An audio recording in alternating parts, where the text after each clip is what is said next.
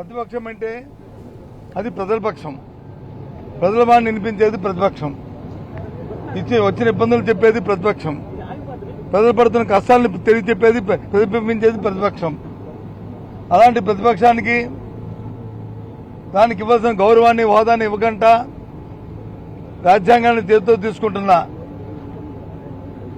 ఈ ప్రభుత్వాన్ని మరి ఇవాళ గవర్నర్ ప్రసంగంలో మేము అందరం కూడా డిమాండ్ చేస్తాం. 94లో కాంగ్రెస్ పార్టీకి మెజార్టీ రాలేదు.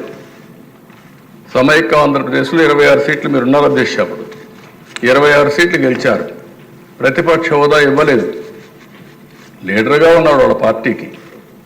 ఇలాంటి సాంప్రదాయాలు మర్చిపోయి ప్రతిపక్ష హోదా ఇవ్వాలని డిమాండ్ చేయడం ఏ విధంగా సబబో ప్రజలు ఆలోచించాల్సిన అవసరం ఉంది అధ్యక్ష.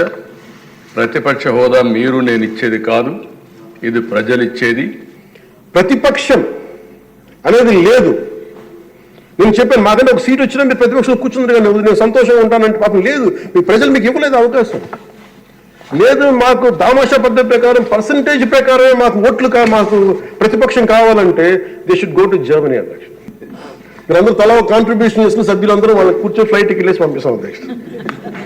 ప్రతిపక్షంగా ఉండాల్సిన వాళ్ళు ముఖం చాటేస్తున్న సందర్భంలో అధికార పక్షం ప్రతిపక్షం కూడా మేమే అధ్యక్ష.